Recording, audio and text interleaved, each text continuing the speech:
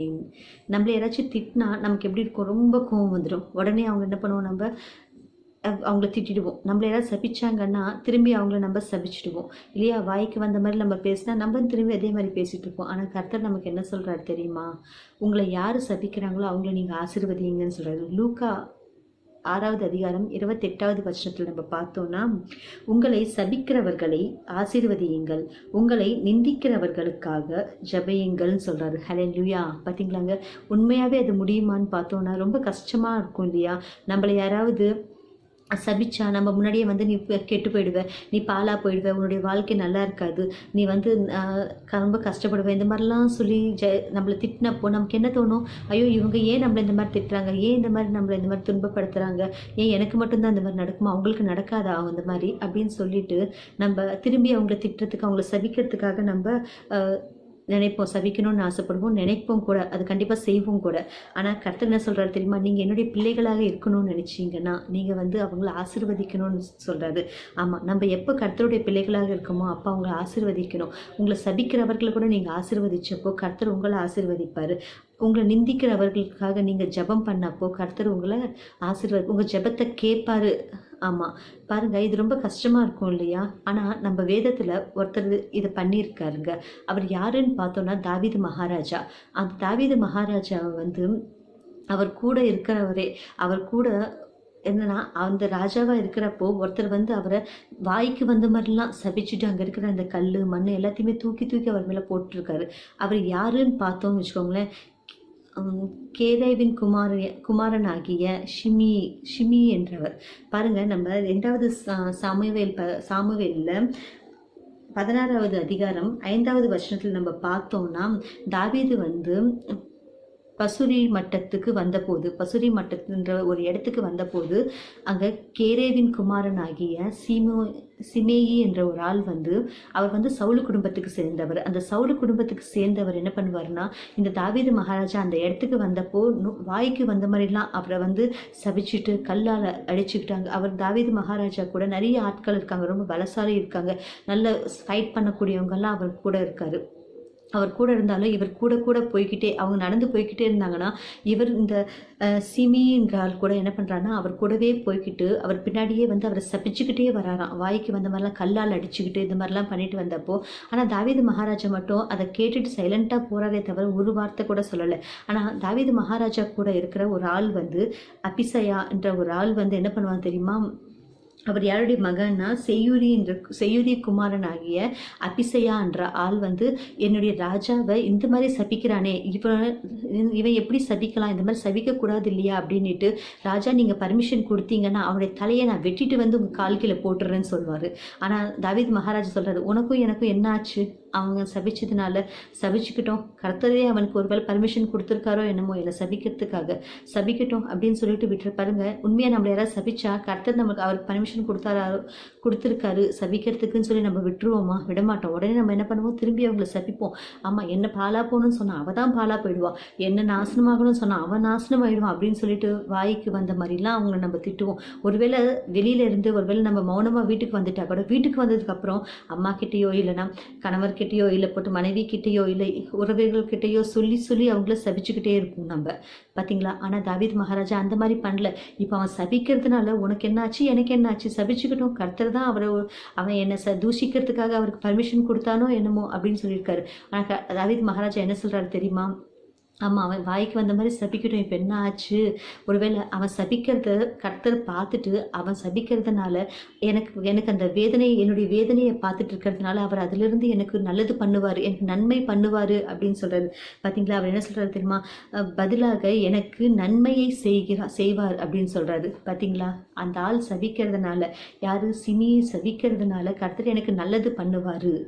ஏன்னா நான் நம்புகிற கடவுள் ஜீவமுள்ள கடவுளாக இருக்கிறதுனால அவர் கண்டிப்பாக என்ன அவர் சிம்மி சபிச்சதுனால அந்த சாபத்தை என் மேலே கொடுக்க மாட்டார், அவர் என்னை ஆசீர்வதிப்பார் அப்படின்னு சொல்கிறார். உண்மைதான், மனிதர்கள் சபிச்சதுனால நம்ம சாபப்படுவோமான்ற கிடையவே கிடையாதுங்க. நமக்கு கெட்டது வரணும்னாலும் நல்லது வரணும்னாலும் அது கர்த்தர் மூலியமாக மட்டும்தான் நமக்கு வரும். கர்த்தர் பர்மிஷன் கொடுத்தா மட்டும்தான் வரும். நீ ஒரு ஸ்டெமத்தை நீ கஷ்டத்தை நீ ஃபேஸ் பண்ணுறன்னா அது கர்த்தர் பர்மிஷன் கொடுத்துருப்பாரு இல்லையா? நீ ஆசீர்வாதத்தை நீ வாங்கிக்கிறன்னா அது கூட கர்த்தரால் மட்டும்தான் முடியும். அது உனக்கு கெட்டதாக இருந்தாலும் சரி, நல்லதாக இருந்தாலும் சரி, தீமையாக இருந்தாலும் சரி, நன்மையாக இருந்தாலும் சரி, ரெண்டுமே வந்து கர்த்தர் தான் உனக்கு கொடுக்க முடியுமே தவிர வேறு யாருமே கொடுக்க முடியாது. அது நல்ல உணர்ந்திருக்காரு. யாருன்னா தாவீது மகாராஜா. ஆமாம், இது கூட நம்ம எப்போ உணர்றோமோ இந்த விஷயத்தை, கர்த்தர்கிட்ட இருந்து மட்டும்தான் நம்ம எதுவாக இருந்தாலும் பெற்றுக்க முடியும், வேறு யாருக்கிட்ட இருந்து நம்ம பெற்றுக்க முடியாதுன்னு சொல்லிட்டு நம்ம எப்போ அதை உணர்றோமோ அப்போ நம்ம கூட தாவீது மகாராஜா மாதிரி அந்த மனசு நமக்கு கிடைக்கும். ஆமாம், தாவீது மகாராஜா கர்த்தருக்கு ரொம்ப நெருக்கமானவர். அந்த மனசுக்கு, கர்த்தருடைய மனசுக்கு ரொம்ப நெருக்கமானவர்னு சொல்லுவாங்க. எதனாலன்னா கர்த்தருக்கு என்னெல்லாம் பிடிக்குமோ தாவீது மகாராஜா அதெல்லாம் செய்வாராங்க. ஆமாம், அவருடைய சத்துருக்களை அவர் பேசிக்கவே மாட்டாராம். அவர் எல்லாருமே அவங்களுக்காக அவர் ஜெபிப்பாராம். ரொம்ப நல்ல இதுவாக இருப்பாங்க. பாருங்க, கர்த்தர் என்ன சொல்றாரு தெரியுமா உங்களுக்கு? திவ்யோபதேச காண்டம், அதாவது டிட்டர்மீட நம்ம பார்த்தோம்னா 23:5 என்ன இருக்குன்னு தெரியுமாங்க? உன் தேவனாகிய கர்த்தர் அந்த சாபத்தை உனக்கு ஆசீர்வாதமாக மாற்றுகின்றார். ஹல்லேலூயா. பார்த்தீங்களா என்ன சொல்றார் அவரு? உன் தேவனாகிய கர்த்தர் அந்த சாபத்தை உனக்கு ஆசீர்வாதமாக மாற்றுகின்றார் சொல்றாரு. ஆமா, யாரெல்லாம் உன்னை சபிக்கிறாங்களோ, யாரெல்லாம் நீ பாலா போகணும், யாரெல்லாம் நீ நாசனமாயிடணும்னு நினைக்கிறாரோ அந்த சாபத்தையா உன்னுடைய கர்த்தர் வந்து அது உனக்கு ஆசீர்வாதமா மாத்துவாராம். ஹல்லேலூயா. என்னவா மாத்துவாராங்க? ஆசீர்வாதமா மாத்துவாராம். ஆமா, இன்னைக்கு நீங்க நினைச்சிட்டு இருக்கலாம், ஐயோ என்ன அவங்க சபிச்சுட்டாங்களே, அவங்க சபிச்சதுனால என்னுடைய வாழ்க்கை வீணா போயிடுச்சு, அவங்க சபிச்சதுனால எனக்கு எதுவுமே இல்லாம போயிடுச்சு அப்படின்னு சொல்லி நீங்க நினைச்சிட்டு இருக்கலாம். ஆனா கர்த்தர் சொல்றாரு, அந்த மாதிரி நீ நினைக்கவே நினைக்காத. உன்னுடைய சாபத்தை யார் உன்னை சபிச்சாலும் சரி, யார் உன் மேல வந்து உன்னை தப்பா சொன்னாலும் சரி, அது எல்லா இடத்துலயுமே நான் உனக்கு நன்மையை கொடுப்பேன்னு சொல்லிட்டு. ஆமா, இந்த வசனத்தை தாவீது மகாராஜாக்கு நல்லா தெரியும். கர்த்தர் எந்த விஷயத்திலுமே சரி, யார் என்ன சொன்னாலும் சரி, என்னை கர்த்தர் ஆசீர்வதிப்பார், என்னுடைய சாபத்தை எல்லாமே ஆசீர்வாதமா மாத்திடுவாருன்னு சொல்லிட்டு. அதனாலதான் அவர் சொல்றாரு பாருங்க, அபிசியா கிட்ட என்ன சொல்றாரு அவரு? அவன் சபிக்கட்டும், சபிக்கிறதுனால எனக்கு கர்த்தர் நல்லதான் பண்ணுவாரு. ஆமா, பதிலாக அவன் சபிக்கிறதுனால அதை என்னுடைய கஷ்டத்தை பார்த்து அவர் என்ன பண்ணுவாரு? எனக்கு பதிலாக நன்மையை செய்வார் அப்படின்னு சொல்லியிருக்காரு. ஆமா, இன்னைக்கு உன்னுடைய வாழ்க்கையில கூட நீ வந்து ரொம்ப கஷ்டப்பட்டுட்டு இருக்கியா? யாராவது உன்னை சபிச்சு, யாராச்சும் உன்னை திட்டிட்டு இருக்காங்களா, உன்னை துன்புறுத்திட்டு இருக்காங்களா?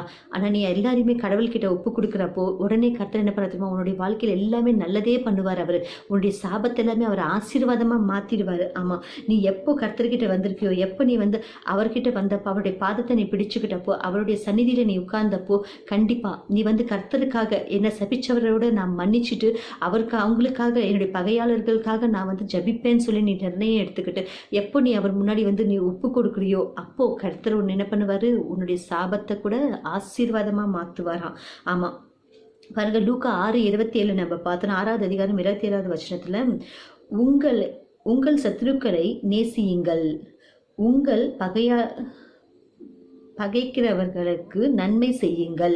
பார்த்தீங்களா என்ன சொல்றாரு? உங்கள் சத்ருக்களை நீங்கள் நேசியுங்கன்னு சொல்றாரு. ஆமாம், உங்களை யார் சபிக்கிறாங்களோ, உங்களை யாரெல்லாம் துன்புறுத்துறாங்களோ அவங்கள நீங்கள் நேசியுங்கன்னு சொல்கிறாங்க. ஆமாம், அவங்கள நீங்கள் நேசிக்கிறப்போ கர்த்தர் உங்களை நேசிப்பார். நீங்கள் அவங்களுக்கு நல்லது பண்ணப்போ கர்த்தர் உங்களுக்கு நல்லது பண்ணுவார். ஆமாம், உங்களை பகைக்கிறவர், உங்களை திட்டுறவங்க எல்லாரையுமே, உங்களை ரொம்ப கெட்ட கெட்ட வார்த்தையில் பேசுகிறவங்க, நீங்கள் உங்களை சபிக்கிறவங்க எல்லாருக்குமே நீங்கள் என்ன பண்ணுமா? நன்மை பண்ணுங்கன்றாங்க. ஆமாம், உங்கள் வாழ்க்கையில் எல்லாமே கெட்டது பண்ணுவாங்க. நீங்கள் முன்னாடி வரக்கூடாது.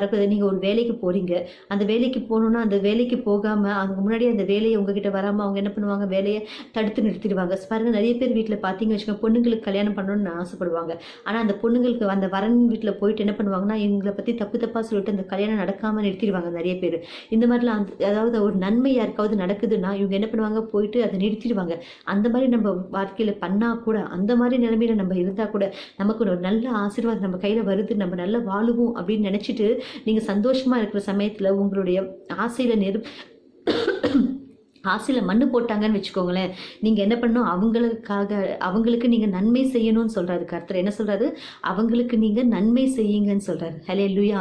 உண்மையாக அதுனா கஷ்டமாக இருக்கும்ல. ஆனால் நம்ம எப்போ நம்மளுடைய பகையாளர்களை, நம்மளை கஷ்டப்படுத்துகிறவர்களை, நம்ம சத்ருக்களை நம்ம நேசிக்கிறோமோ, நம்மளை பகைக்கிறவர்களை நம்ம வந்து அவங்களுக்கு நன்மை பண்ணுறோமோ, அப்போ நம்ம கர்த்தருக்கு ரொம்ப நெருக்கமாக போவோம். நெருக்கமாக போகிறதுனால நம்மளுடைய சாபங்கள் எல்லாமே ஆசீர்வாதமாக மாற்றப்படுமா? ஹல்லேலூயா.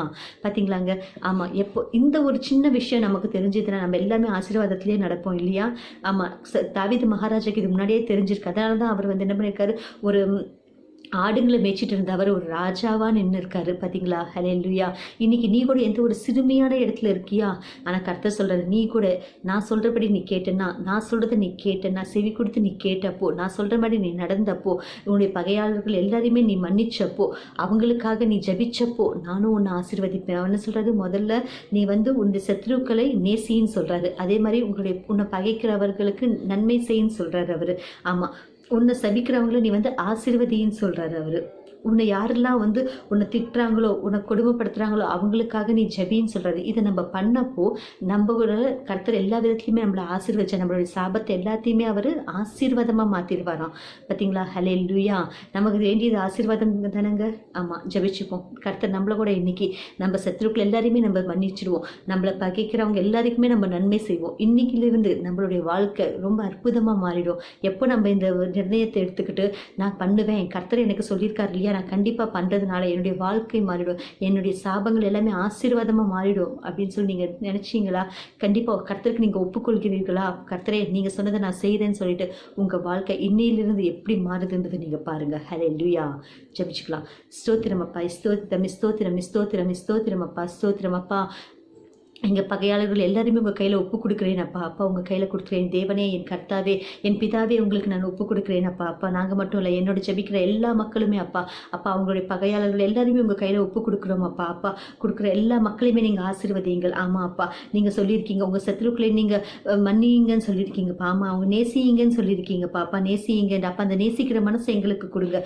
எங்களை பகைக்கிறவர்களுக்கு நன்மை செய்கிற மனசை எங்களுக்கு கொடுங்கப்பா. ஆமாப்பா, அந்த மாதிரி நாங்கள் மாறணும்ப்பா. எங்கள் மனசை நீங்கள் மாற்றுங்க. எங்களுடைய ஹிருதயத்தை நீங்கள் மாற்றுங்க. பாவப்பட்ட எங்களுடைய ஹிருதயம் அப்பா, எங்கள் மனசு, அந்த மனசை நீங்கள் மட்டும்தான் மாற்ற முடியும். மாற்றி எங்களுடைய மனசு அப்பா பரிசுத்தமான மனசாக நீங்கள் மாற்றுங்கப்பா. பரிசுத்தமான மனசாக நீங்கள் மாற்றி எங்களை ஆசீர்வதிங்களப்பா. ஆமாப்பா, நீங்கள் வேதம் சொல்கிறதப்பா, எங்களுடைய சாபத்தை எல்லாமே அப்பா, அந்த சாபத்தை எல்லாமே நீங்கள் ஆசீர்வாதமாக மாற்றுங்க. ஆமாம், எங்களை நீங்கள் நேசிக்கிறதுனால, எங்களை நேசிக்கிறதுனால எங்களுடைய சாபம் எல்லாமே ஆசீர்வாதமாக நீங்கள் மாற்றன்னு சொல்றீங்க. நீங்கள் எங்களை நேசிக்கிற மாதிரி, உங்களுக்கு பிரியமான மக்களாக நாங்கள் இருக்கிறதுக்கு மாதிரி எங்களுக்கு கிருபையை கொடுங்கப்பா. அப்பா யாரெல்லாம் நோயினால் கஷ்டப்பட்டு இருக்காங்களோ, வியாதியால் அப்பா துன்புறுத்திட்டு இருக்காங்களோ அவங்கள அப்பா நீங்கள் தொட்டு அப்பா அவங்க இப்பவே குணமாக்கும் கடவுளாக நீங்கள் இருக்கிறீர்கள் அப்பா. அப்பா அவங்களை குணமாக்குங்க அப்பா. விடுதலை இல்லாமல் இருக்கிற குடும்பத்தில் விடுதலை கொடுங்க அப்பா. அப்பா நீங்கள் விடுதலை கொடுங்க அப்பா. அவங்கள ஆசீர்வதிங்க. யாரெல்லாம் எந்த கஷ்டத்தில் எந்த துன்பத்தில் இருக்காங்களோ அவங்க எல்லாத்துலேருந்துமே அவங்களுக்கு விடுதலை கொடுத்து அவங்கள ஆசீர்வதிங்கள் அப்பா. ஆசீர்வதிங்கள் அப்பா. அவங்க சாபத்தை எல்லாத்தையுமே எடுத்துட்டு இயேசுவின் நாமத்தில் அவங்களை நீங்கள் ஆசீர்வதிங்கள் அப்பா. ஆசீர்வதிங்கள். இயேசுவின் நாமத்தில் ஜெபிச்சு கொள்கிறோம் அப்பா. எங்கள் பிரியமான பிதாவே, நாங்கள் ஜெபிச்சது எல்லாத்தையுமே நீங்கள் எங்களுக்கு ஆசீர்வாதமாக தந்ததுக்காக உங்களுக்கு நன்றி சொல்கிறோம் அப்பா. இயேசுவின் நாமத்தில். ஆமென், ஆமென், ஆமென்.